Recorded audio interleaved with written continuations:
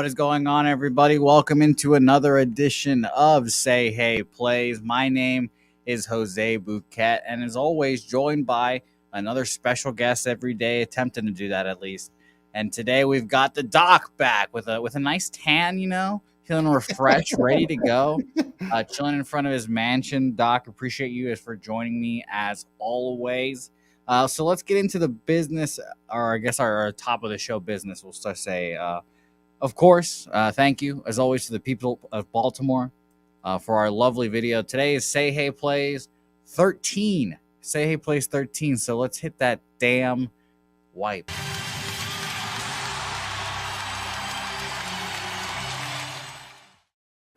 All right, now we can officially start the show. Say Hey Plays 13. Yesterday was it okay? I mean, well, it wasn't okay, I should say. It was a kind of a bleh day. I mentioned several times that I didn't like the card particularly. A very meh, a couple games. I went 1-2, down a little under a unit, but we're chugging along, as you guys see on the screen. 48 and 35, plus 21.63 units.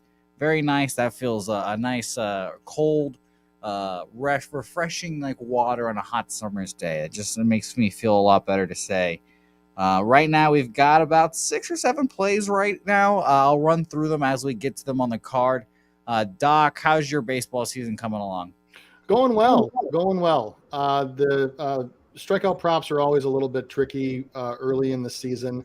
You don't have a lot of baseline data to go off of, so you got to go off last year. But then a lot of stuff changes. Guys, new pitching coaches, new mechanics, guys work on things, add pitches. So that all starts to become clear right about now-ish. So I'm still up for the year, which is good. But right around the late April to early May timeframe is when you start to establish some baseline data, when then I can really use it to my advantage. But yesterday was good too. 3-1 overall. Tout K prop 1, but 3-1 overall. And then for my VIPs, we hit a parlay for plus 385. It was a combination strikeouts, earned runs, and hits allowed prop. So I'm starting to put those together this year, kind of those combo props using the metrics that I use for strikeouts.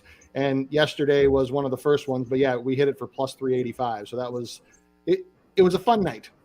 That's interesting. I've never considered betting a pitcher like that. See, I'm learning a bunch of new stuff every time you're on. Shout out to everyone watching in the chat as always. Man Bear Pig, appreciate you watching. DJ Woodworker, Puzzler, Sam Colmer, Lucius Fox, Paco Healy, Jedi for Life, Ron Lofton, all you guys. Paco tailing the Marlins play. We'll get into that. I'm going against 2 heavyweight cappers, so that makes me a little scared, but I appreciate your faith in me, Paco, and let's try to get paid here. Let's get into it, because these 2 games are going to pop off here shortly, and I wanted to cover them real quick. One game that I don't think is very bettable, one game that I do have something on. First off, we'll talk about the New York Yankees versus the Detroit Tigers. Garrett Cole, aka Kermit Cole, versus Tyler Alexander. Crafty lefty, I guess we can call him. Both of these guys have faced the Red Sox this year, so you can use that as a little comparison point. 5.1 innings pitched for Tyler Alexander, 5 hits, 3 earned runs, 4 Ks, no walks, versus the Red Sox at home. And then for the Kermit Cole, of course, that was his opening day or his first start. He went 4, 3 earned runs off a home run. Kind of settled in late, 3 Ks, 1 walk, and then he came back out against Toronto. Had another okay start. We cashed a team total over for the Blue Jays that night. Shout out to Vladdy, my big daddy, for helping me out there. 5 2/3, 4 hits, 3 runs earned, 2 home runs. I think both of those were Vladdy's, I believe.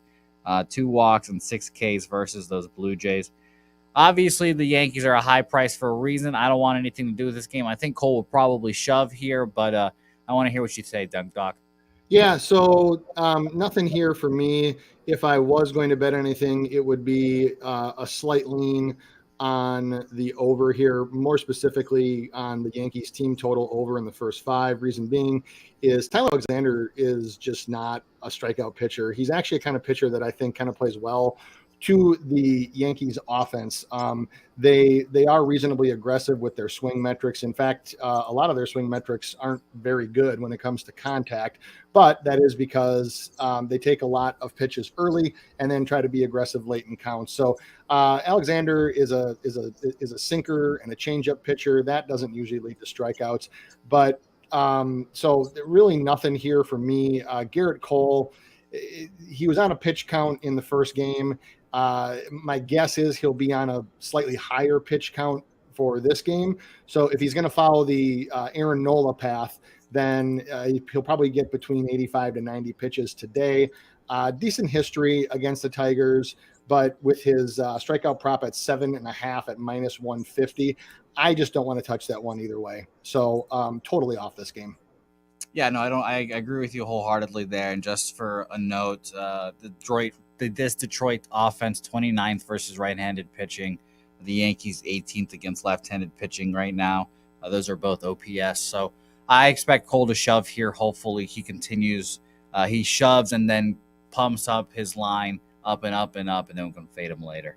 The other game that we're going to talk about here that goes in about 3-4 minutes here will be quick.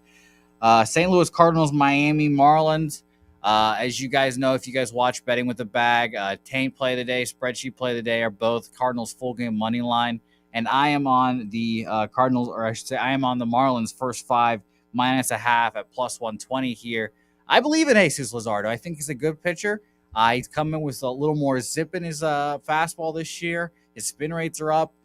His spin rates are up in particular on his curveball, which I think is good. His fastball spins a little down, but maybe that's just a daily thing, or maybe it's him trying to spot his fastball better. Who knows? Adam Wainwright, obviously not as good on the road as he is at home. So I just looked to fade him here, and I think that Jesus Luzardo is going to have a good start. I also took the first 5 under 4 here at minus 115 because everyone seems kind of convinced that Wainwright is going to have a good start against these young pitchers, and that was with Betting with a Bag here. I talked it out there. If you missed that show, go watch it. So I'm on the under here. I think if Wainwright does have a good start, I think both of these guys will actually have a good start, I guess. And I hope it'll be, let's say, a 1-0. That'd be great for me for the Marlins. I understand the Cardinals hit lefties well traditionally here, but I think that Jesus is a different lefty, I'll say. So, Doc, what do you have to say here? I would love to hear your take on this. Yeah, so Luzardo was actually one of my favorite pitchers to fade for strikeout props last season because he had, he was like he was the real major league version of Wild Thing Vaughn.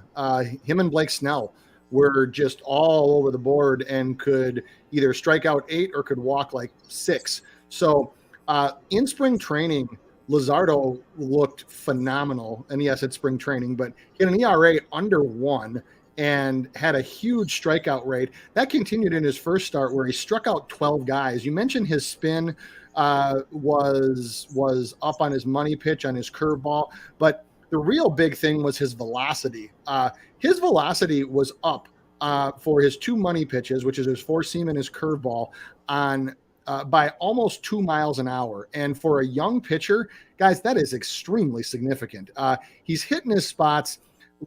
Luzardo, at least from what we've seen so far this year, looks like he has made some massive strides in the off season. The other thing that comes into play for me here is so far, and yes, he's only started 1 game, but he is in the 100th percentile so far this season for chase rate, which is the percent of time that a hitter will chase one of your pitches outside the zone. What that tells me is that his break has gotten a lot sharper on his curveball. So it looks like a fastball, it looks like a strike coming in, and then breaks later. One problem he had last year was his pitches broke so early that it was easy for any major league pitcher to tell that it was going to be a ball and low and away. A lot harder to tell this year. So if you watch pitches from his first start, you would see that. The other thing coming into play here is we have a pitcher's umpire in this game with Mark Ripperger. And so he has a very, very high strikeout rate for an umpire. So umpires' average strikeout rate is about 20.5%. He is at almost 22. So totally with you on the on looking at the under here for the first 5. The other thing that I will take though is, and I gave out all plus money plays the last time I was on the show. I'm just going to keep that train rolling. I'm going to go Marlins first 5 money line at plus 120 here, and I will make that an official play. I believe in Jesus Luzardo. I believe in the strides that he's made. Everything that I've watched from him in the offseason to spring training this year says he just has command of that curveball. And if you watch, and I know that a lot of guys don't watch the Marlins because they've been bad, Yeah. but if you watch him pitch, when he has command of his breaking stuff, he is a wicked pitcher to hit. So this is not really necessarily a fade of anything so much as I just think that really the Marlins might only need 1 run, or they might only need 2 runs in the first 5 to get this one, because I can see Luzardo just having an absolute lockdown night. I was thinking the same thing, honestly. That makes me feel a lot better. And by the way, I got time zoned earlier. I thought this game was popping off at now, basically. I thought this game was popping off now. I was like, oh, it's coming off 5:30 Eastern. And then now I'm realizing I got an hour. So shout out to the chat. Thanks for letting me know that I got time zones there. And shout out to everyone watching. Let's give everyone a shout out like they deserve. And Paco asking a good question. Do I look to fade? Do I fade Wainwright or just a spot play? Fade Wainwright when he's not at home, essentially, is what I'm looking to fade there. That's the main thing going against him. I don't think he'll have a good start when he's not in the friendly confines. So I don't expect that. Ouroboros joining us. NATO World Order, appreciate you. Akbar Salev, appreciate you as well. A nice man. Nice words for the spin doc here. Cash action bet. Julian Cesaro, appreciate Peanut. Yes, remember that. I appreciate you, my man. Brian Warner is the guy that told me that I got time zone. So shout out to you, my man, Brian. But yeah, I am it makes me feel a lot better. It's a warm tummy right now. You just gave me a doc because I'm going I'm going against 2 heavyweight cappers with Matty Ice and Ron Crawford. But they took first 5. They took full game. We're on first 5. So we can both easily cash here. And the Cardinals allegedly have one of the best bullpens in baseball right now. Lowest ERA, I think it's like a 1 ERA for them right now. Yep. So I wholly agree. And by the way, I mentioned this on Betting with the Bag earlier in the day too. Baby Jesus Luzardo has seen the Cardinals this year in spring training. 3 innings pitched, no earned runs, 2 Ks. Yeah, and just one more quick point about Wainwright is that Wainwright is actually most effective as a pitcher when he has a strikeout percentage against the lineup that he's facing of about 23.5%, 24% or higher.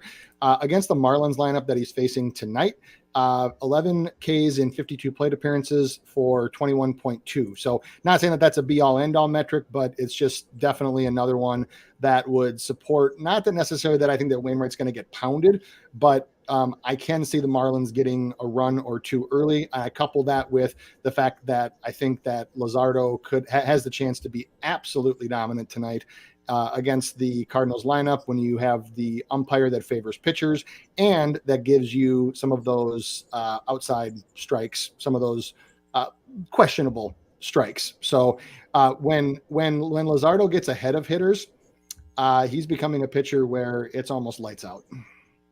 I'm very excited for this game. This is going to be a very, very big indicator of how Jesus Luzardo is going to go for the rest of the season. Honestly, this could be the makings of the guy everyone thought that he was going to be in Oakland, and maybe he'll put it together here. And like most of you guys know, Cardinals are the best hitting team right now against left-handed pitchers.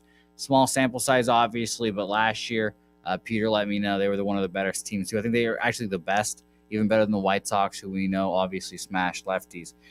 So just keep that in mind. But yeah, I think this is going to be a big, big test for him.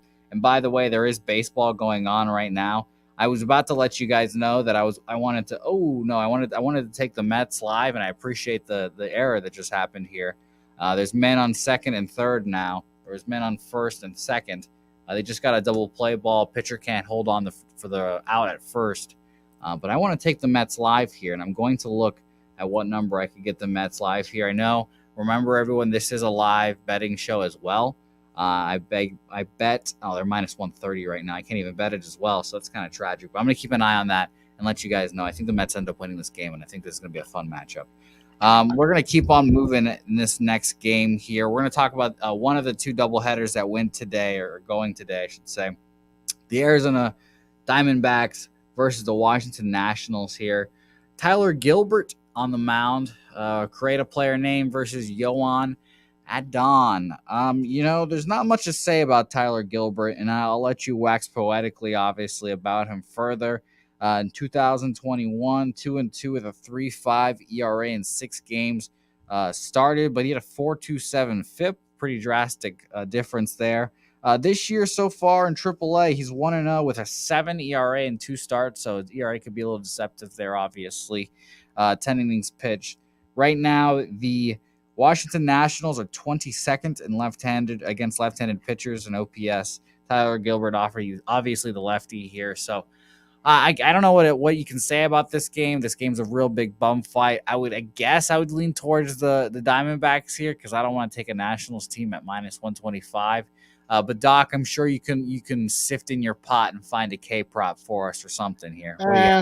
I mean, the only one that actually, as of the time we went on the air, last I checked, Gilbert didn't even have one available. Adon's was 4.5 at the under. It was my plus 105. Yeah, that's got a little bit of value, I guess. The Diamondback swing metrics aren't the greatest. They're 28th in outside the zone contact. They're 27th in contact inside the zone.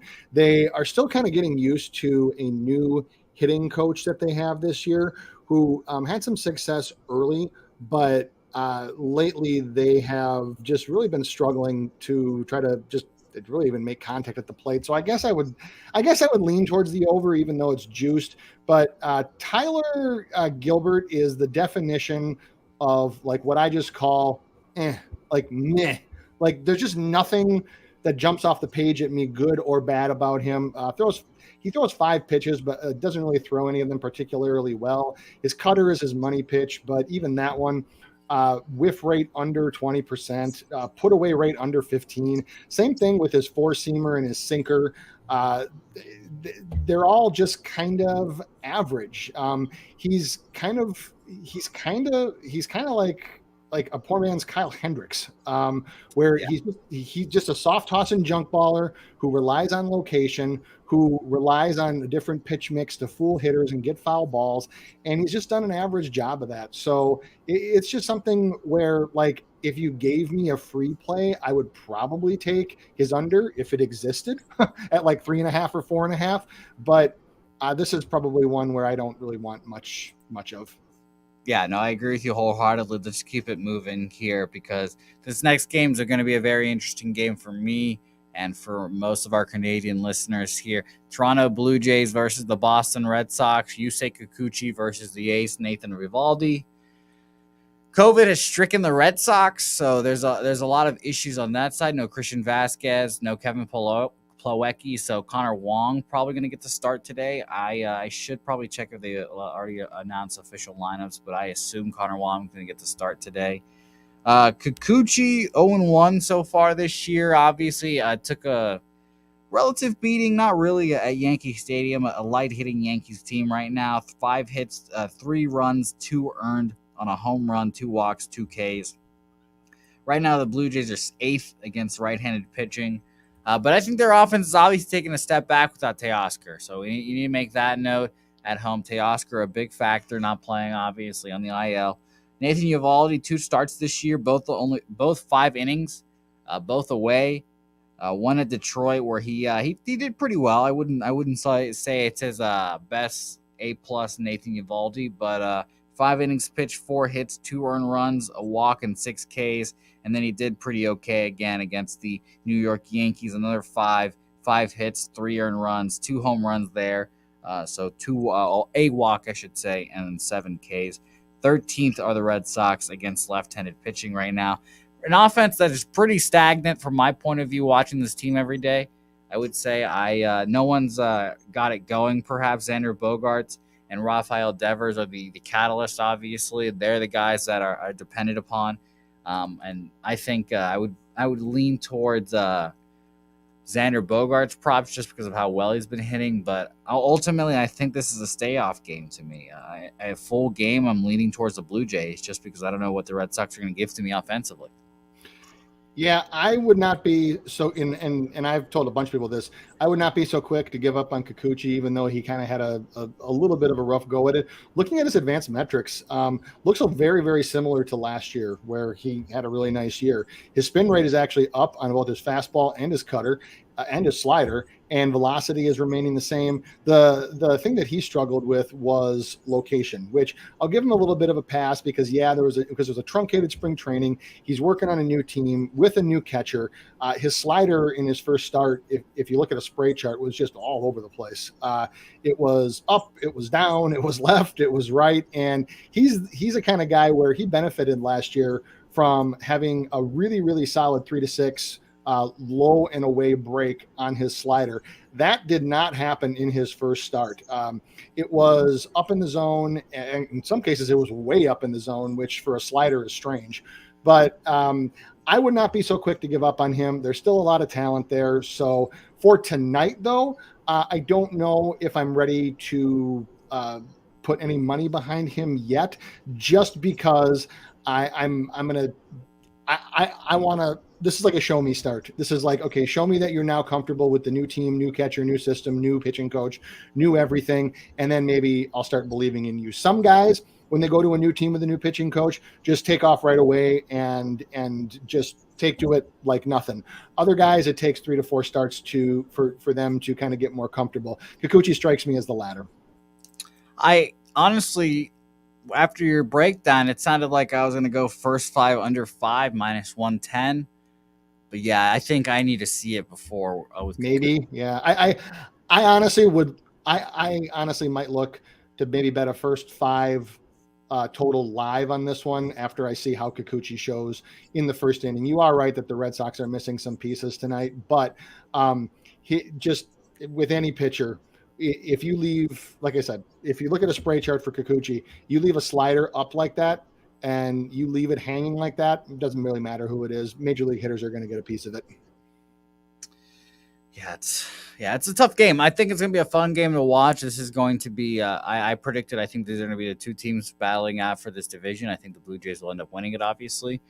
They're a little bit put together, but if they have injuries, I don't know, then they're opening up the hole for all the other teams. The Yankees' pitching is going to keep them in this, unfortunately. I didn't know it was going to be as good as it was, or it is, I should say. And it's turning out to be arguably, the best bullpen in the league and pretty good pitching staff with Nasty Nestor and Luis Severino being healthy again. So those are the nicest things I'll say about the Yankees. I was going to say that must have killed you to say that.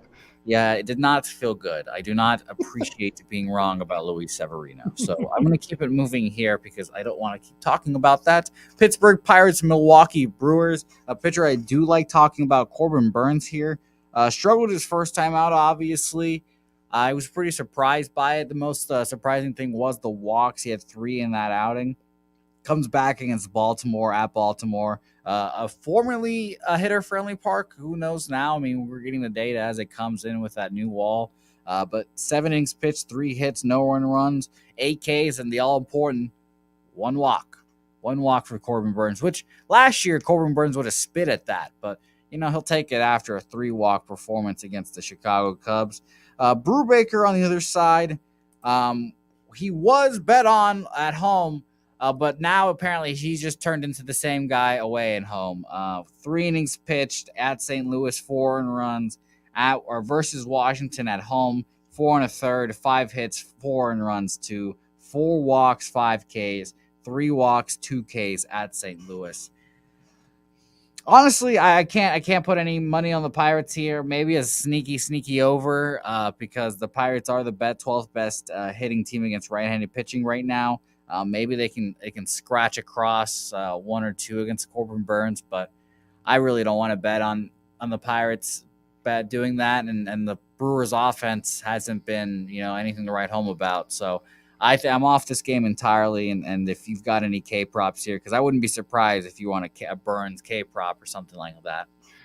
Yeah, it's set high. It's at 8.5, and Definitely. it's juiced heavy at minus 155. But one thing that people might not know is overall contact rating. Who's the number one team in Major League Baseball? It is the Pittsburgh Pirates. They don't do a lot well, but they do make contact with the ball. They're second in total contact, third in contact outside the zone, first in zone contact. I mean, I could go on, but they have done a really nice job of making contact with the baseball. That said, Corbin Burns is a different animal. So he's got a 29.4% lifetime strikeout percentage against them. So if you were going to take a flyer on Burns, to 8.5 is a really, really high number. I try to stay away from anything 8.5 or above, just because normally it's a high strikeout potential pitcher, especially at minus 155. I'm not paying that. If you can get some nice juicy plus money at the 8.5, you can probably make a go of it just because of Brubaker or Burns' history here. But I tried to look for a thing to bet on here for the first five. Like I tried to bet on maybe like a Pittsburgh alternate total under, but just nothing pops for me for this one. Yeah, I think we can keep moving on with this game because going. there's another excellent game coming up here. The second half of this doubleheader, the New York Mets versus the San Francisco Giants. Now, the first game has not ended yet. The first game is still going. I think it's still 4-4. I think I'm watching the game, or I have it up on my computer. It's currently at a commercial break. I don't know whether that is a pitching change or the end of the inning. So they might be in the top of the ninth. They might be in the bottom of the eighth. Someone can confirm that in the chat right now. But this game is a doozy, and I think we have to talk about it. I mean, off the top of my head, I'm trying to think if there's been a better pitching matchup this year so far, and I don't think there has been. Logan Webb versus Max Scherzer here, two of the league's best. But I'll say two of the league's best when Logan Webb is specifically at home. This is my first triple up spot of the year, Doc. I took Miami. I took the Mets first five team total over 1.5. I took the Mets first five minus a half, and I took let me see here. I wrote New York Mets, St. Louis. That's why I'm getting all these teams messed up. And I wrote the Giants Mets over 3.5 first five as well. I think people saw me break this game down earlier with Jimmy the Bag. I don't believe in Logan Webb on the road. I looked into his starts on the road last year. He started off slow on the road. And I kind of told everyone, like, he kind of broke out, like June, Julyist. That was kind of when he figured it all out and got his shit together. Even then, he had let me see, Cincinnati, Dodgers, St. Louis, Dodgers, Milwaukee, Oakland. All those starts on the road were pretty excellent from him. 1, 2, no run kind of starts from him. And then from there, it fell off at Colorado 3, at Chicago Cubs 5, at San Diego Padres 4. So I think this Mets offense is pretty good. And Francisco Lindor is the guy that tied up the game earlier in the game. And by the way, I believe it's top 9 now. 4-4 Mets Giants. And by the way, I want to bet on the Mets live in this game, but it's at minus 130, and I don't like that. Doesn't make me feel good. I wanted it a little bit lower, minus 110 or something like that. But all that to say is, yeah, I'm on the Mets here. I think Logan Webb struggles away from home. Essentially, all that to say. Doc, what do you think? Yeah, so I do have a play on this one as well. Not a strikeout prop, but another plus money one. I'm just going to keep this train rolling. So I am actually going to go, and this would be for a half unit. You can even go a little bit less. I'm going to go in the second game, Mets first five, alt run line, minus 1.5 at plus 225. Here's why. So you already mentioned Logan Webb on the road, but the other name that is probably going to come up and might even come up if the Mets continue this in manager job circles for next year is Eric Chavez. He's the new Mets hitting coach. He was highly sought after by a number of teams this year.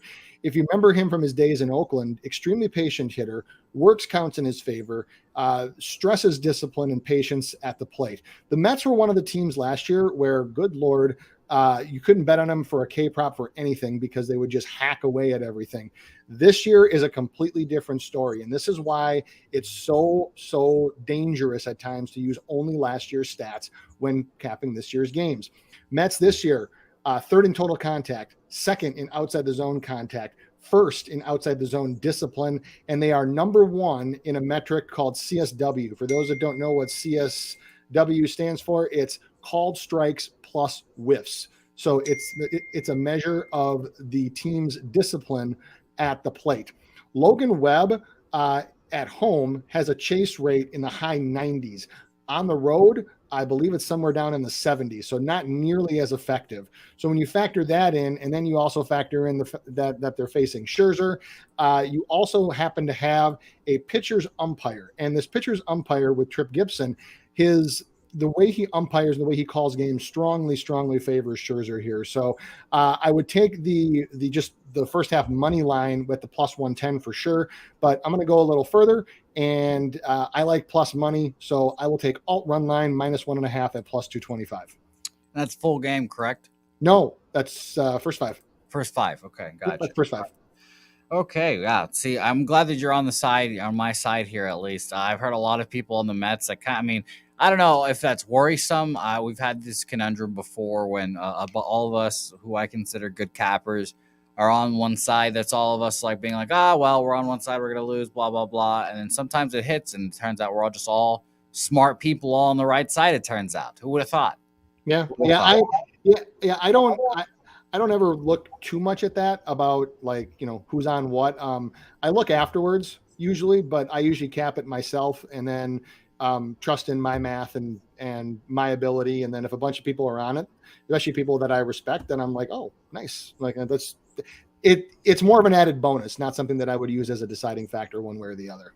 Yeah, no, I agree with you. I was on the opposite side of two cappers, like I said earlier.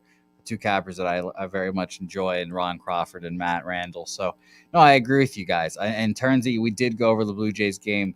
It was about like 5-10 minutes ago, I believe. None of us really have anything. We're leaning Blue Jays, though, and potential of first five under five, depending on how Kikuchi goes, and live betting situation for first five under two.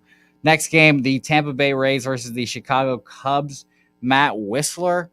They're bullpenning it again, these Tampa Bay Rays, versus Justin Steele, who's having a pretty nice season, pretty starting starts this season, I should say.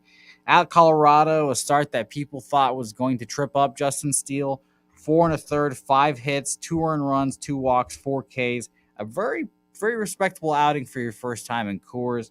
He also opened up his season versus Milwaukee, like we said, with a 5 innings pitch, 4 hits, 0 earned run appearance there, 5 Ks, 1 walk. Matt Whistler, like I said, on the mound. I think when the Rays do this, I mentioned this when they did it last series, it makes them incredibly unpredictable, hard to bet on, hard to bet against. I think I would lean towards the Rays here, but I think overall I'm leaning towards the over. I would say it would reference the Cubs' 6th in right-handed pitching, 793 OPS and a 280 average, but I don't know if it really matters in this case because the Rays are going to switch pitchers so much. So a good Cubs offense with Seiya Suzuki makes me feel better, and they're at home here, so that makes me feel better too. But ultimately, a stay off game for me. Just the Rays are just too finicky. Nothing here for me. There's no K prop for Whistler just because he's only going to probably pitch an inning or two. And you are right about Steele. He's got a lot better command of his slider this year. His spin is up by almost 100 RPMs so far, which is very significant. Velocity is still holding steady, and his location and ability to get first strikes is up as well. So I'm kind of in a wait and see mode on him just because he had some very, very shaky outings last year. But for the purpose of this game, yeah, I try to stay away unless one side is a side that I just absolutely love. I try to stay away from bullpen games just because they can be so volatile. Yeah, no, I agree with you wholeheartedly. Let's keep on moving on here. Los Angeles Angels versus the Houston Astros. good series to start off with. I think good game for Mr. The Cuban Missile over there. Makes his appearance, gets it back, hits 2 home runs, whatever, not a big deal. Framber Valdez versus Pablo Sandoval here. Is it Pat? No, it's Patrick. Something of Patrick Pablo. Sandoval. Yeah, I'm thinking of Pablo, that fat asshole that took so much money from the Red Sox. Shout out to him for being Venezuelan, though. Patrick Sandoval here, pretty good start to his season 2. A respectable 4 innings pitched, 3 hits, 1 run, not even earned, 3 walks, 6 Ks. However, look into his stats, a smallish sample size. I use his career numbers, obviously, but he hasn't been in the league that long. 4.95 away ERA is the thing that obviously stuck out to me. Framber Valdez, a pitcher that I really like. I think he's a bet-on pitcher, especially at home. I think he's very good, but minus 150, unfortunately, just can't get me there. I would look towards the first 5. I have not looked at it, honestly. Traditionally, that's what I would do, but coming off of a start at the Arizona Diamondbacks, 3 innings pitched, 2 hits, and earned runs, 5 walks, just did not have his control that day. And I would bet on him to bounce back here. So I'm going to pull up the first 5 number and see. -0.5 is at minus 115. Wow, that is pretty tasty right there. I'm gonna have to take a hard, long look at that. Doc, what do you have to say about this game? Yeah, I have a play on this one as well, and I tried to find something that could give me plus money for this, but didn't really find any alt lines here. So I will go Angels first 5, team total under 4.5 at minus 108. That's on FanDuel right now. So what number was that again? It's I'm sorry, the first 5 under at under 4.5 at minus 108. Man, okay, all right. And so one of the big reasons why here, I mean, you already kind of talked about some of the stuff with Framber Valdez, but this game actually has, if you like pitcher props, like pitchers to do well, this game has one of the best umpires that you could possibly want in Ryan Wills. He is the ultimate. He is the Alfonso Marquez of pitchers umps. Alfonso Marquez is the best ump for unders, but Ryan Wills is a fantastic ump for a lot of strikeouts, very low runs. His K, I mentioned the umpire K average is about 20.5%. He's at 23.8. Just a very, very generous umpire when it comes to giving pitchers calls. And so when you have a pitcher like Valdez that relies on a sinker and a curveball as his 2 primary pitches, he throws those almost 80% of the time, especially when you have the curve that breaks like Valdez's does, you rely on calls like that. So I think that if Valdez is getting those calls, which I would expect him to do so, that there would probably not be a ton of runs, and the first 5 will go pretty quickly here. Like I can picture something like a 2-1 after the first 5. Wow. So you have faith in Patrick Sandoval against the Astros at home. I mean, they've been struggling on the offensive end. They lose Altuve, arguably the heart and soul of that offense there. I like that. So you're going the first 5 under, correct here? First 5 under 4.5. Yeah. So I don't love Sandoval, but in his so far this year, he does have a 93% whiff rate, or is in the 93rd percentile for whiff rate. So that's coupled with the Astros have had a few up and down games from that perspective most recently. So for me, I look at it where if I think that Valdez in combination with getting those calls I mentioned can hold the Angels to maybe say like one, maybe 2 runs. Do I really think that the Astros are going to put up 3 in the first 5? I don't. So like I said, I will go with under 4.5, and that's at minus 108. Wow, we have a chat here, a comment from Michael Orvalina, huge Angels fan and season ticket holder. I guess that's season ticket holder. I'm assuming so. I'm going to give you that credit. Riding with the Astros in a quadruple up. Astros first 5 full game run line and team total over 4.5. Wow. Michael Orvalina. All right. Well, I guess I have to add the first 5. I'm going to add a Houston first 5 -0.5 minus 115. I've got to do it. I mean, Michael Orvalina is saying that. I mean, I understand as a fan of a team that I do not like betting on personally, but have to at times. I understand what that means when you do. So I'm gonna take that officially. Houston Astros first 5 minus a half, -115. Betting on Framber to have a bounce back start here. So, and by the way, no Trout in the lineup, of course. I'm not expecting him to be in the lineup for like a couple, maybe like 6 days or 5 days. I was pretty surprised. People were saying he's gonna come back immediately. I mean, guys, he took a ball in the hand and got to be able to hold the bat and grip it and everything. It's going to take a little bit, I think. One other thing about the Angels is, as of right now, they are bottom half in all swing metrics, more specifically making contact on pitches inside the zone. They're 22nd at that, and their swing rate at those pitches is actually equally as bad. So obviously, if you take a pitch in the zone, then you get a strike called, which they're not very good at that one either. And when you have a pitcher that, I know his second pitch is his curve, but when you have a sinker ball pitcher who can throw that pretty consistently for strikes, combined with a very, very generous umpire from that regard, it just doesn't add up to a whole lot of offense. Wow. So I'm excited for this game now. Obviously, I'm in Texas, so I will have to find a way around that. Because blackouts and VPNs and such, I have to get on that grind. But I'll end this with Brian Warner mentioning Kyle Tucker against Sandoval, 4 of 6 RBIs, 2 home runs, no Ks. He's got props in play with him. I like Kyle Tucker as the MVP this year. It's not had the start I wanted, but I liked him. I bet Ohtani, obviously, but I liked him as a dark horse. So let's keep it moving here. Minnesota Twins, Kansas City Royals, a pitcher that I cannot stand. And Chris Archer. I cannot do it with Chris Archer. I bet against him, actually, his last time out against the Dodgers, I believe. That bit me in the ass. He had a great start, actually. 4 innings pitched, 2 hits, no earned runs, no walks, 3 Ks here. Carlos Hernandez versus the Cleveland Guardians, my Venezuelan compatriot. 4 in the 3rd innings pitched, 6 hits, 4 earned runs, a home run, 2 walks, and a strikeout here. Carlos, just to mention, he's a huge home road splits guy. Smallish sample size. I don't think he even has 100 innings pitched both home and away.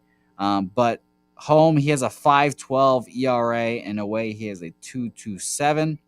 So that would cut me off of it. On top of me not liking Chris Archer, not wanting to bet at him, not wanting to watch him pitch, I'm completely off this game. However, my man Doc here has a plan. And I'm excited about this. I'm gonna lay out here, Doc. You take the floor and you tell me what I'm betting here, because whatever you're about to say is going on the card. So I'm excited. Yep. All right. So I said I would reveal my tout prop, what I feel is the best K prop on the board today on this show. So here you go. It is Chris Archer under 4.5 strikeouts. That's at -134. I've seen it anywhere from -135 to -150-ish. It doesn't really make a difference, guys. Let's just make a few metric comparisons here. So the Royals are the 6th best team in contact outside the zone. They have the 4th least CSW, which again is called strikes and whiffs. So what that means is they don't take very many good pitches. They swing, and when they do, they make contact. Archer has an incredibly poor strikeout history against this Royals team. 73 plate appearances, which is a decent sample size, only 16.4%.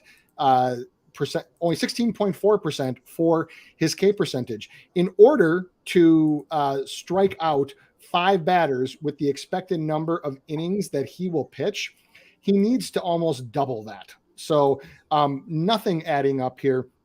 The other thing is, in 239 plate appearances, the Royals have a 17.2% strikeout percentage versus right-handed pitchers. Anything under 20 is what you look at when it comes to an under K prop. Even better, we have an extreme hitters umpire. So the umpire for this game has a very, very, very low strikeout rate. The umpire here with Trip Gibson, I'm sorry, not Trip Gibson. It's Knight. Knight's the umpire here. 20% strikeout rate, which is under the average. And then the other thing with Archer is that Archer is in the 33rd percentile for chase rate, 16th percentile for whiff rate.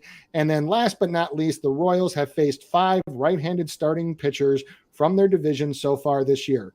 How many of them have gotten 5 strikeouts or more? None.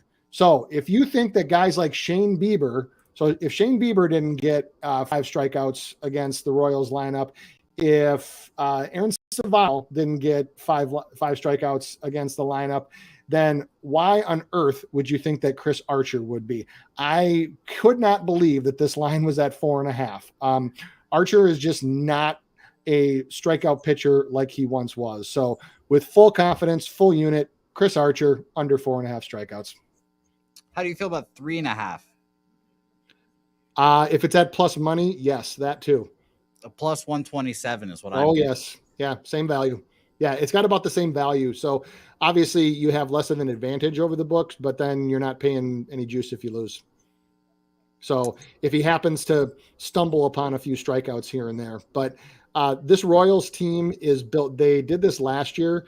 They were a swing metrics darling. When I started getting into swing metrics, I noticed that their name constantly stayed at the top of the list, and it's just continued this year. It's a product of their coaching staff. They are just a very, very high contact, highly patient and disciplined team. And against a pitcher like Archer, who really only throws 2 pitches. I mean, he throws maybe 2.5 pitches. That's just something that I want absolutely zero part of. And I saw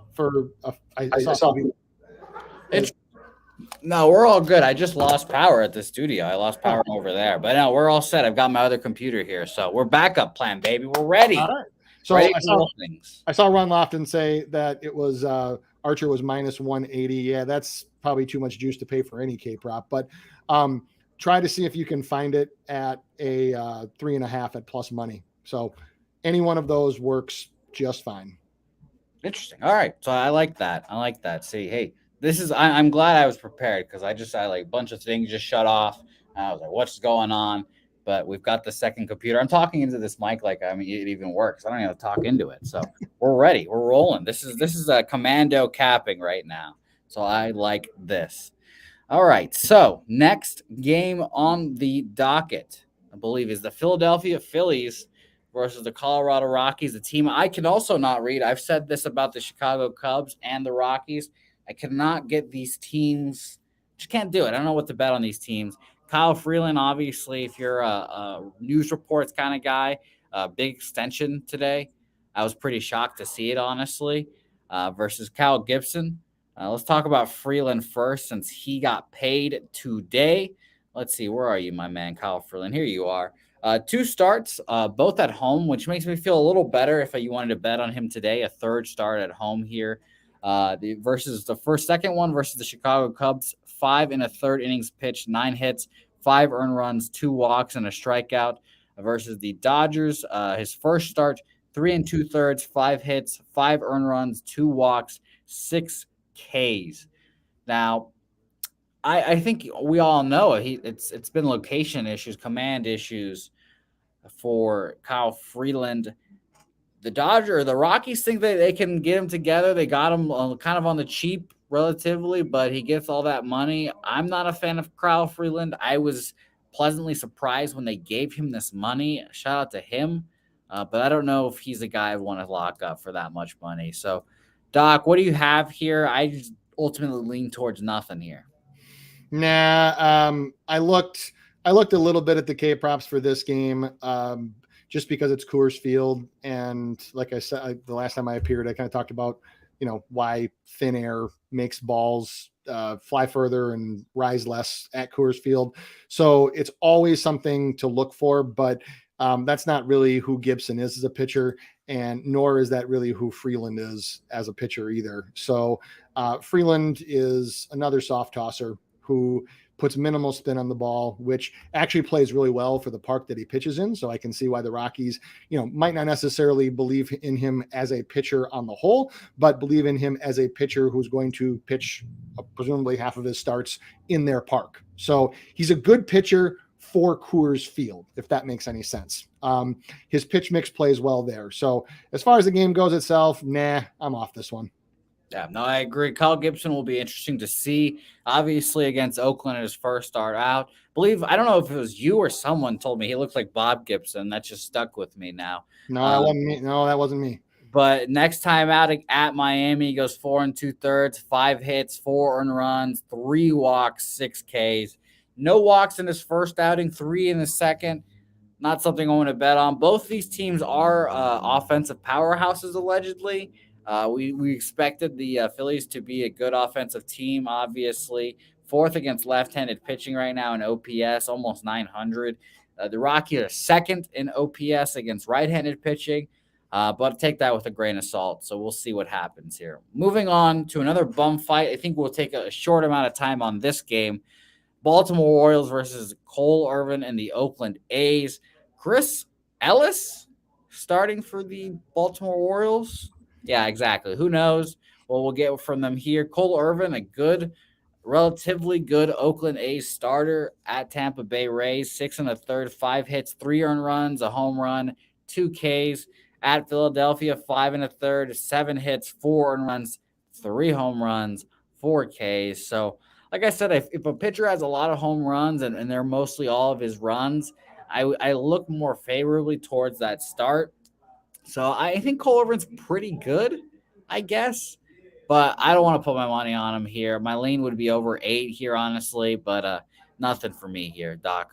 Nothing across the board other than I am very, very heavily invested. I was preseason in Oakland season total wins under. So I'm obviously cheering for Baltimore. I am cheering hard against the A's every game this year because it will greatly impact my financial position.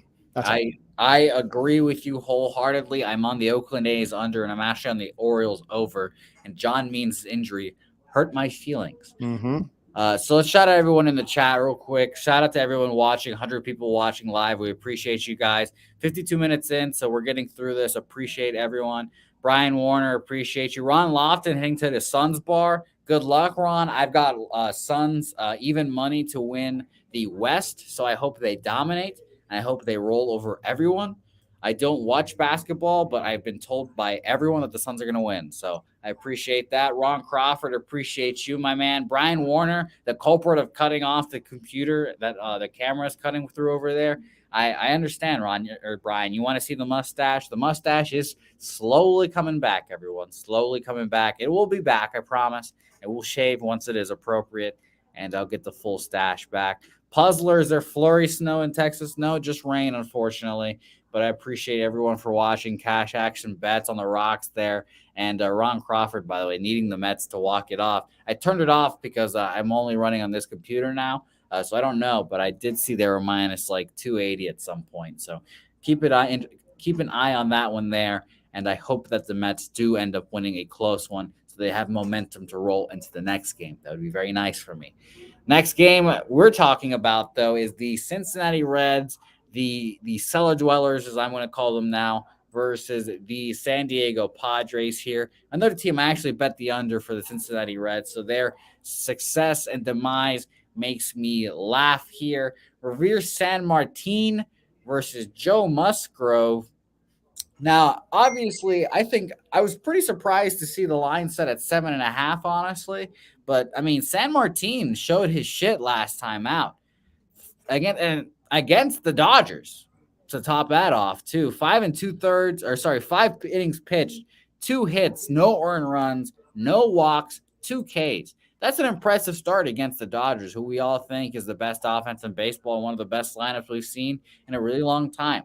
I can't say that about his first start against the Atlanta Braves away there. 2 innings pitched, 4 hits, 5 earned runs, 5 walks. Brutalized there. But obviously he got his shit together and decided no more walks against this next team. So I was pretty impressed by that. Joe Musgrove on the other side. I've told you guys I'm not really a fan of Joe Musgrove. I don't like watching him pitch. I don't know what it is. I think he's very funny. At the very least, he's got a good personality, but I don't know what it is. Against Atlanta, at home, too, 6 2/3, 4 hits, no earned runs, 6 Ks. A great start there, but an Atlanta offense that, I'll be honest, like I said, I don't think this Atlanta Braves team is going to be that great, so it's not that impressive to me right now. And then Arizona, he has another good start. So There's nothing to be surprised about if you're a Joe Musgrove guy. And if he makes you feel better too, I think he'll have a great start today because these Cincinnati Reds 30th, very last against right-handed pitching this year. And right now, the Padres are 7th against left-handed pitching. So this is obviously a Padres spot, but in what way are you going to bet it? I'm not going to bet it today. I'm off of it. Doc, do you have any ways you're probing this game? Yeah, I just nothing that San Martin is showing really impresses me that much. And with San Diego at home, I'll keep this brief. I'm gonna do another alt run line just because it's at plus money. I think that the first half run line with the Padres at minus 140, minus a half at minus 142 has no value. I do like Padres minus 1.5 at plus 132 though, so I will make that official. Okay, I like that. I like that. By the way, shout out to everyone watching. Jay Peasy watching us playing roulette. Jay Peasy, go ahead and throw it on black right there. Oh, by the way, James S said 34 black. So yes, you just have to play black, James. Just roll the black. That's one of my favorite things to do. Actually, I shouldn't say it's not one of my favorite things to do, Doc, because here's a brief refrain from baseball capping here. Here's some therapy time, Doc. I need you here. All right. Hit me. We were in Louisiana, Lake Charles, and I wanted to play the roulette. I was like, one of my goals was I'm going to go to the roulette table. I'm going to play either black or red. I'm going to sit there. I'm going to wait for my spot and then play it. I sat there. I walked around for like 30 minutes watching. I didn't have the balls to go fucking give the dealer my money and go up there, get in between all these people, get my chips and all that shit. I didn't have the balls to do it, Doc. I need you to give me some sort of pep talk and tell me it's okay that I can go up to these strangers, give them my money, put it on black, and win. I agree with everything except for putting it on black or red. Go to a craps table. Go to a craps table. Come bets. Pass line if you want. But yeah, go to a craps table and come bets and press on 6 and 8. There. Okay, good. I'll make sure I'll clip that, and then when I go to my next casino, I'll just show them the video and be like, "This is what I want to do." Yeah. Sure. This is what I want to do. Actually, all you gotta do is just take a single unit chip, throw it on come, and then the next roll and the house does the rest for you. Okay, good. I'm excited. That'll be a good time. I won't have the balls to do it because I didn't have the balls to go up to the roulette table. So I'll definitely think about it though. I'll look at the craps table and think, man, Spin Doc told me to go bet the come. I don't know what that means, but I want to do it, and then I'll just walk away again. So can't wait for that. I will think about it though. I'll for sure think about it. Well, the next game I'm thinking about here though is a game that I don't know how to feel about. I think it's weird when the Texas Rangers, I guess, are playing the Seattle Mariners. I don't know what it is. They're in the same division. I mean, I you know what? I don't even in my head. They're not even like. I don't know what it is. It's the AL West is just weird to me, I guess. The Rangers with John Gray on the mound, oddly making his second start of the year. I'm not sure. I didn't get to read into John Gray as this is one of the later games, so I had less time to cap it. I don't know if he had an injury or something that held him back, but second start of the year here. Robbie Ray on the other side, a pitcher that traditionally I wanted to bet on, but luckily I faded success against the Chicago White Sox and their left-handed hitting specialists over there. 6 1/3 innings pitched, 6 earned runs, 3 home runs, 3 walks, only 4 Ks, thankfully, and 10 hits for Robbie Ray against the White Sox. Kind of left him out there a lot longer than I expected, to be honest, but whatever is the case here. He started off his season, obviously, at Minnesota, 7 innings pitched, 1 earned run, 4 walks, 5 Ks. I am a little worried about his high walk numbers to start the season. That's what bit him in the ass throughout his career, so something to keep an eye on there. I'm staying off this game, honestly. An initial lean maybe would be to the no run in the first inning, but the Texas Rangers here are quietly the second best hitting team against left-handed pitchers. 953 OPS and a 308 average and only 91 at bats, but that's a bigger sample size than the Cardinals, and they're number 1. So I guess I'm leaning towards the Rangers, but I don't want to say that. So I'm ultimately off this game, and I think there's better ways to spend your money. Yeah, I'm off this game too. There's a lot of conflicting metrics here. So, for example, you obviously have two solid pitchers in Gray and Robbie Ray. Both have very, very pedestrian chase, whiff, and walk rates from a percentile perspective so far this year. The swing metrics would lead you to indicate that, would indicate that there would be at least a little bit of offense here. But then you have a pretty solid pitcher's umpire with Foster behind the plate tonight, who does not give hitters a lot of calls. So for me, I always look at, and I think I said this the last time I was on, about correlating factors. So things that mesh well, right? So you have a pitcher that throws a lot of, tries to throw a lot of strikes down and away or outside the zone, get people to chase. And you have umpires who give you calls on the corners. Those things correlate well. Everything here is like oil and water. So with that, there's just too many question marks. And I don't really see anything that would be at any reasonable juice that is worth playing for me.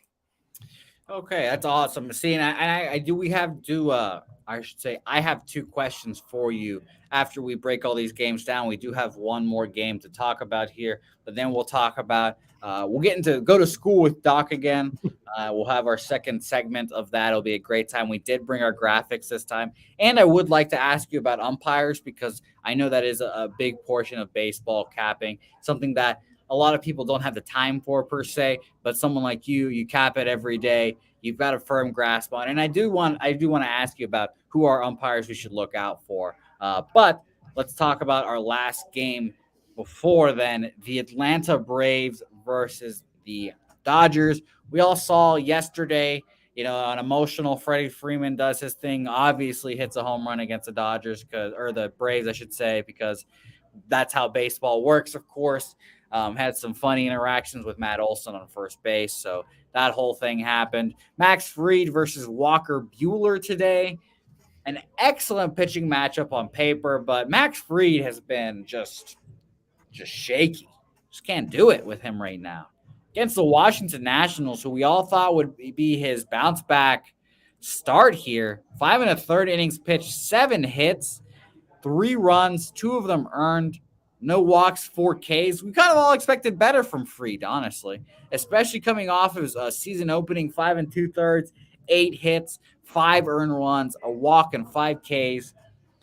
I think he's just notoriously a slow starter now. At this point, 5.11 ERA in March and April, and in May, when the calendar turns to May, becomes elite again with a 2.87. But I guess I need him to show it. And I don't want to bet him, obviously, against the Dodgers, who have one of the best offenses in baseball. And if not, could end up being one of the best in ever, with that lineup. So I'm not going to bet on Fried. And obviously, Walker Buehler is a fucking machine. I think when Clayton Kershaw retires, it's going to be him chasing Kershaw as one of the best pitchers in baseball, in Dodgers history, obviously. And it's gonna be fun to watch. Walker has started opening day. He's the ace now. He's the number one guy. 5 2/3 versus the Cincinnati Reds, who obviously the Max Fried opened his season with 5 hits, 2 earned runs off a home run, 3 walks, 4 Ks. When he doesn't even have his best stuff, obviously, Walker still goes out there, delivers only 2 earned runs, and then a 5 innings pitched, 4 hits, 2 earned runs effort against, or I should say, at Colorado. He is a different animal at home. 2.32 ERA. Just nothing for me here. Honestly, I wanted to look at a no run in the first inning here, but just Max Fried scares me. It just scares me too much to play it. So another pass spot for me, unfortunately. Dodgers team total over would be the only thing that I would look at. Maybe first 5 team total, but that would literally just be a lean only if you wanted to have something on the game. Other than that, this game's kind of like the last one, where the stats and advanced metrics all just kind of seem to clash against each other. So when that's the case, I just keep my money in my pocket. Yeah, I don't besmirch you for that either, by the way. And shout out to the chat too. I asked that question about John Gray. Make America Great Again says he had a blister burst in the last game. Hate when that happens. He was good until that happened. But make America Great Again also infer that it might have been a mental blister. So who knows? Mr. MDR said over 9.5 for that game. Like that, I don't hate that. I should say. Let me double check. Yeah, that was in Texas, Seattle, I believe. So I don't hate that. Julian Scenarios giving us an update. Mets had 2 men on base with no outs in the bottom of the ninth. And now San Francisco have 2 on at the top of the 10th. Damn, Mets can't come through there. That sucks. I'm glad I didn't bet them. I'm glad I didn't bet them live then. That makes me feel better. Mr. MDR, by the way, also mentioning Sandy Koufax. He's the number one. Sandy's number one, then Kershaw, and then Fernando Valenzuela, and then it might be Walker Buehler getting the 4th spot in that rotation. So we'll see how that ends up going. But I would like to see how this game goes. This will be a fun pitching matchup. Normally, I'd be looking towards a first 5 under here too, but again, Max Fried just not my guy. Not my guy. Not my guy. All right, let's wrap it up here with 2 things here. A segment that I'm excited for, a reoccurring segment that I need to make a graphic for, actually. But this will be obviously a social cut, so I can't wait for it. We're gonna go to school here with the Spin Doctor. He taught us about physics the first time class was in session. Like I said, he's a tanned, refreshed off a little bit of a vacation for the doc. So he's ready to come back and teach us a little thing about spin rates here and why they are important. Your name is a spin doc, so I feel like you've got a pretty good handle on this. That's how I made my name. Yeah. That's how I think you know how spin rates operate here. So, Doc, I'm going to lay out here again. You have the floor here. Tell us what we need to know about spin rates, and let's bring up this lovely graphic too that you brought us to. Please do. All right. So this is, first of all, why spin matters in pitching. So when you're pitching in a baseball game, there is a constant downward force coming every time you throw the ball. That obviously would be gravity. So what spin actually does is it creates either lift or drag on a baseball. So a higher spin rate means that the ball can, quote, fight gravity more, meaning if it has backspin, it will spin backwards and thus have more tendency to rise quickly. And if you have like a curveball, it'll have top spin, so the ball will fall quicker to the ground. That's important because there have actually been a lot of studies done on this, and there was one that indicated that if a pitcher threw the ball at upwards of 120 miles an hour, if anybody could, I don't even think Araldus can get it that high, with no spin at all, or very little, if any, spin, major league hitters' reflexes are still quick enough where they could get the bat around to hit it. So velocity is important, but spin is much more important. When you think about a guy like Greg Maddux, his fastball topped out at 92, maybe 93, but he was one of the most dominant pitchers of his era. Why was that? Well, spin and the fact that he could put pristine location on the baseball. So, really how do pitchers put spin on a baseball? Well, a lot of people think that if you can have an arm angle or if you snap your wrist, all those things are important. Not the most important thing. Most important thing is the grip. Grip is by far the most important. The tighter you can grip a baseball, the easier that it is for when the pitcher releases it, for it to slide off your fingers and spin versus come off flat off the palm of your hand. So when you go back to last year when MLB was cracking down on all the sticky stuff, that was the main reason why, because it's in summer, baseball's played outside primarily. It gets hot. Pitchers get sweaty. They get dirt on their hands, whatever. All those things make it more difficult to grip a baseball. But if you have a substance that has some viscosity to it that can make the ball stick to your hand better, not like stick where it won't come off your hand, but then when you throw it with enough force, you can grip it tight enough so you still maintain that spin. Any pitcher that can't spin the baseball or they can't put spin on it is going to die. They're not going to be able to survive in the major leagues. So, the graphic I put up, there's the 4 parts to a pitch type and a pitch location, but with velocity, the arm angle of release, the ball grip, and then the spin rate. So, really anybody that can put spin on the baseball has an incredibly tight grip on the ball. And to answer the question I see in the chat, while they're still gripping the hell out of it, yes, that actually is true. There's actually been a number of pitchers where you see some of the grips up there up top where they actually will have pieces of the stitching of the baseball stuck underneath their skin because they throw it so hard and because it rips off their hand so quickly. That's happened a number of times. There have actually been pitchers where for the next few days until the layers of skin come off, what actually ends up happening is there are little red fibers that are stuck underneath their fingers because they throw it so hard. So to answer that question quickly, yes, they are still gripping the literal hell out of the ball when they rear back and throw it. The tighter you can grip it, the longer you can maintain that grip, the more it'll spin off your fingers. So what you're saying is to ask you what Real Deal Prime is saying. The knuckleball is not making a comeback? I don't know. I mean, I guess Tim Wakefield can still pitch, right? I mean, the thing with the knuckleball is your career can last like 50 years because you never throw your arm out. So yeah, probably not though.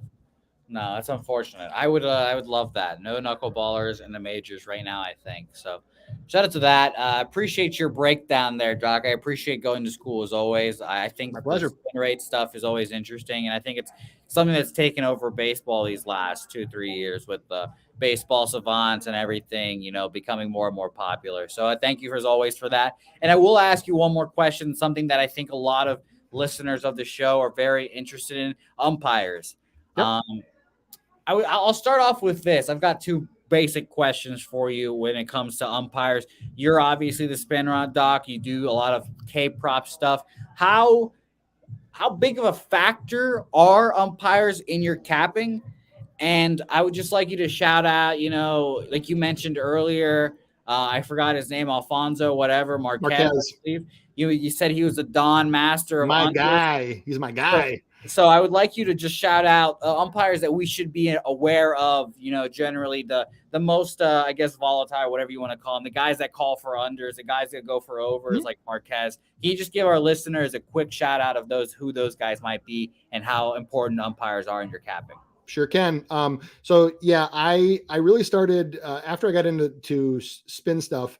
I am a huge proponent of, like, when I'm trying to solve a math problem, which is what I consider K-props to be, like capping them, is that I need to have all of the variables in the equation. And I'm like, well, there's one missing here. Like, a pitcher a lot of times needs an umpire to call strikes for him to rack up strikeouts. So for me, umpires play I would say semi-significant role. I often use them as a tiebreaker. So like if it's a pitcher's umpire and I'm looking at an under prop, I'm not just going to tell it, no. Like, nope, can't do it. However, if I'm on the fence, I do have things built into my mathematical model that will dial a pitcher's projected case up or down based on the type of umpire that it is. So what I would tell people is, if you're going to start capping and looking at umpires, I would use it as a tiebreaker. And I would probably, the only ones where you really want to pause and be like, ooh, like, I don't know about this, would be the really, really extreme ones. Everybody else is just kind of in the middle. But when you're talking about umpires, so there's a few that are just incredibly, incredibly accurate. And so when you have a pitch, so what I couple that with is, if you have a pitcher that has a tendency to be a little bit wild, you can probably bank on these umpires doing a really, really, really nice job of calling balls and strikes. So you probably will get a few more walks. John Lipka would be one. Pat Hoberg would be another one. Trip Gibson would be a third. Those guys are actually some of the tops in accuracy over the last 3 years. The other thing that I look for with an umpire would be consistency. So, like, does his strike zone change significantly throughout the course of a game? Pat Hoberg ranks up there for really good for that one. And so does, I mentioned him a little bit earlier, Shane Livensparger. He ranks pretty highly as well. Now, when it comes to over-under props, when it comes to ones that are like pitchers or hitters umpires, the best hitters umpires, in my view, based on their strikeout rate, their walk rate, and their overall ERA and runs when they're umping behind the plate. Alfonso Marquez is just my absolute favorite. For those that are my VIPs, you guys know. And actually, some people would actually ping me before I even did finish capping the card last year, and they're like, "Hey, Doc, Marquez is behind the plate." I'm like, "I know." Edwin Moscoso would be another one, and then Mark Wegner would be a third.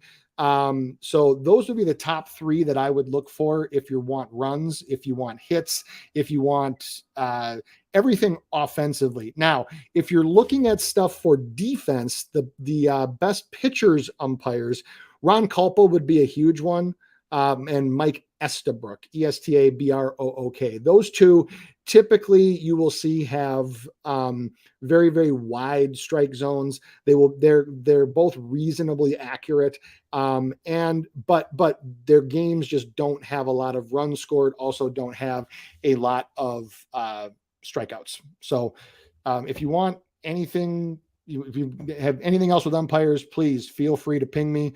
Happy to answer any questions that you have. But yeah, I would definitely say that don't use umpires as the be all end all, because there are plenty of hitters umpires that have tons of strikeouts and vice versa. But if you're ever on the fence and you want a tiebreaker, that's a nice place to look. Yeah, no, absolutely. And I think that kind of stuff is fascinating.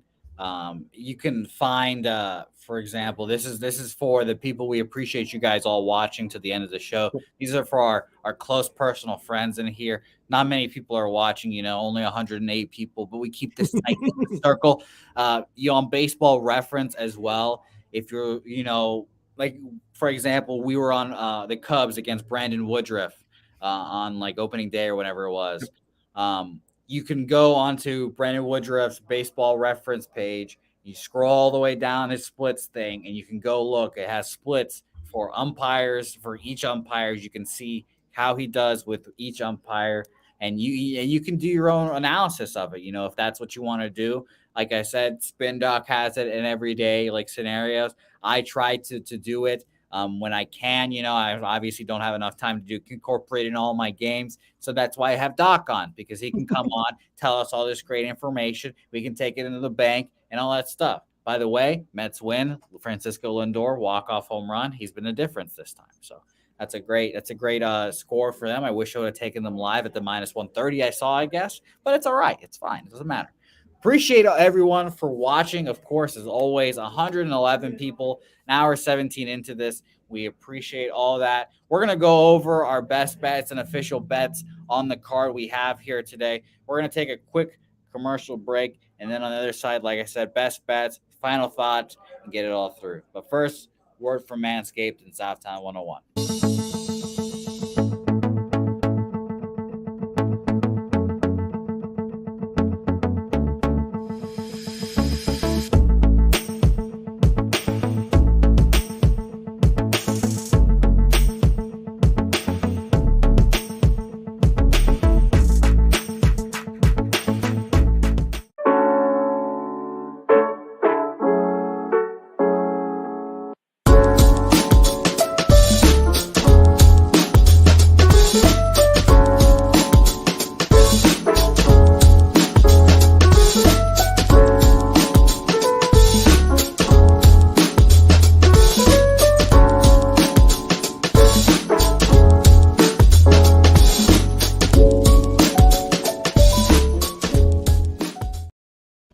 Thank you to Southtown 101, Manscaped, for our lovely sponsors. By the way, Doc, I completely forgot that you have other places to be other than this show. So I'm sorry for keeping you a little over. Yeah, no. Plenty of time before AAU practice. Awesome, beautiful. Yes, Doc is a great AAU coach.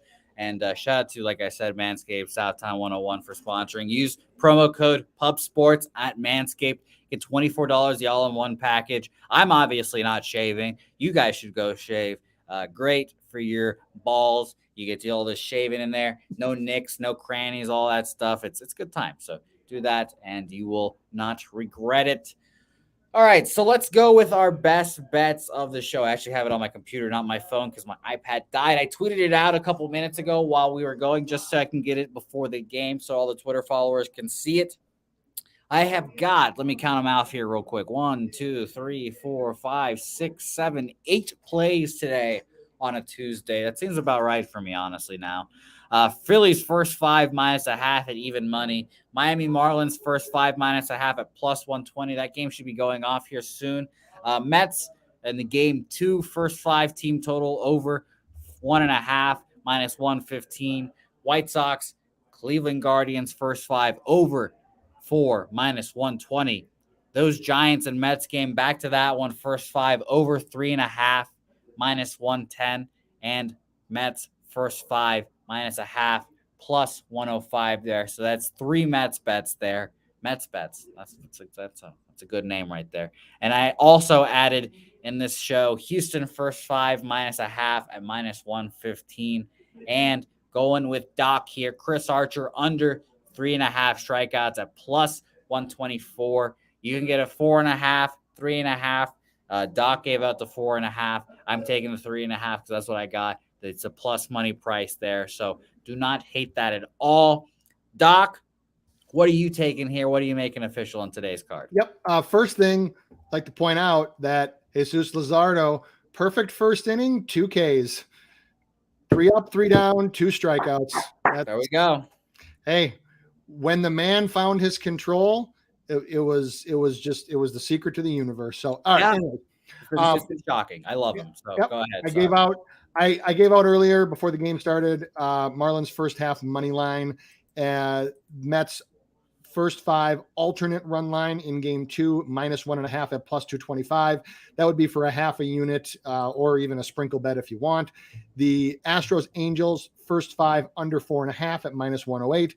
The Padres first 5 run line, alternate run line, I should say, minus 1.5 at plus 132.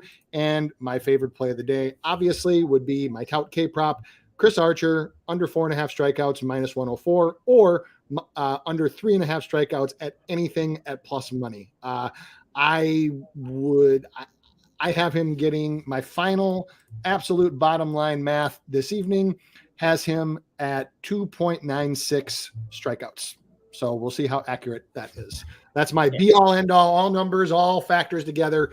I come up with a bottom line number for people if they want it. And the number that I have right now is 2.96 for Archer. So basically 3. Yeah. And you obviously saw the difference there. You got a 4.5 earlier. So yeah, I mean, I like that. I don't hate that at all. Jake Burns, asking for my favorite one of the day. Obviously, I struggle to pick a favorite one every day, but I think it would be the Mets for 5 team total over 1.5. I do think Logan Webb gets touched up today, so they will test that theorem today and see how good he is on the road.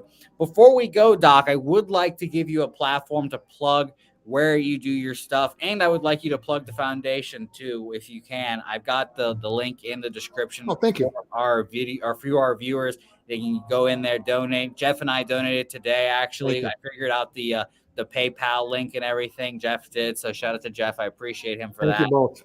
But please tell us where you do your stuff and tell us about the foundation. Yeah, absolutely. So thank you very much. So first for me, at SpinDoc Sports on Twitter. And if you are interested in getting all my plays, not just the tout prop, I usually have between 3 to 5 per day, which usually over the later summer gets bumped up to like 5 to 7.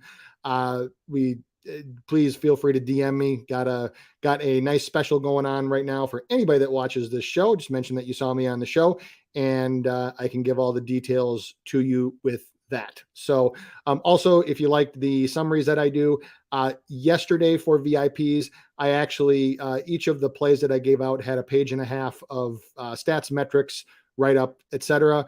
I love doing this stuff. So in addition to just the plays, you also get, it's in my hashtag on Twitter.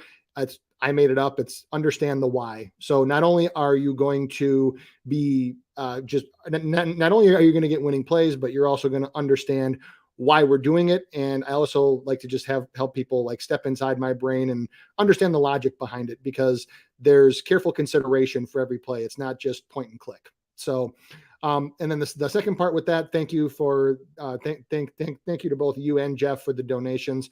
For those who don't know, my mom passed away in 2019 from ALS, very young age at 61. So we started a foundation in her name that is, it's the Michelle Gargaro Foundation. We're having a charity golf tournament coming up here in June. Obviously, it's in Minnesota where I live, so not expecting anybody to travel for this. However, if there's links on the page, I know Jose put the link to the page. If you could just share it, just create awareness is really the biggest thing. The whole goal of the foundation is to make sure that no family ever has to go through what we went through. ALS is an absolute bitch of a disease and has no place on this planet. So if ALS were in human form, I would probably be arrested for assault. So anyways, but long story short, the other part of the foundation is to help raise money for people, for families to hire caregivers for people with ALS, because they do need 24/7 care to feed, to bathe, to dress themselves, all the activities of daily living. So the foundation is to help provide families with funds so they can hire caregivers to come in, because really when somebody has ALS and they're at home, I mean, the family is the caregiver, and doing it 24/7 can get to be a little much sometimes. So the funds are used to then take a family for somebody with ALS, and then pay to have a caregiver come in for them. Yeah, and I think that's awesome. Obviously, Real Deal Prime saying that she would be proud of you. I feel the same way. She was obviously a great woman. So I donated. You guys go and donate. Just hit those PayPal links. You got multiple denominations. You guys can donate. Whatever you guys can donate, whatever you guys can do to help, would it be appreciative? And by the way, where is that golf tournament in Minnesota? Mr. MDR is interested. It's at Gopher Hills in Miesville, Minnesota, which is where I am a member, just south of Red Wing. So for anybody that knows Minnesota, I know some people are like, where the hell are these places? So thank you very much for putting that in there, and thank you all for the kind words. Yeah, she was the analytical brain that I have comes from her. So that was that's definitely something that was passed down from mom. So appreciate all the kind words, and even if you can't donate, I totally understand just any sharing, raising awareness of ALS. It's just a disease that not a lot of people know about. Like, the only thing I knew about ALS was Lou Gehrig back when she was diagnosed with it. In the next 2 years that followed, I learned more than I ever wanted to. And could write theses on this thing now. I wish I couldn't, but I could. But what I learned is that it's just one that doesn't have a lot of awareness behind it. So anything helps. Yeah, absolutely. And I put the link in here. You guys can see it. Go donate. It's on the link in the description too. So go do that. Go help however way you can. We appreciate everyone for watching. Thank you for sticking through us. So we ran through our best bets a little bit earlier. So go rewind a little bit if you guys are interested in that. We'll be back again tomorrow at 5:30. 420 edition of Say Hey Play. So that'll be interesting. Don't know what's going to happen there. Don't know who the guest is going to be either, but it'll be a fun time. I can't wait. Thanks everyone as always for watching. And we will catch you guys next time. Doc, thanks so much. Thank you. Thanks for joining. You'll be back soon, I hope. I want to lean on you here. I love your shit. My pleasure. Thanks Happy to come. always. Thank you. Thanks everyone for watching, and we will catch you guys next time. Until then, see you guys.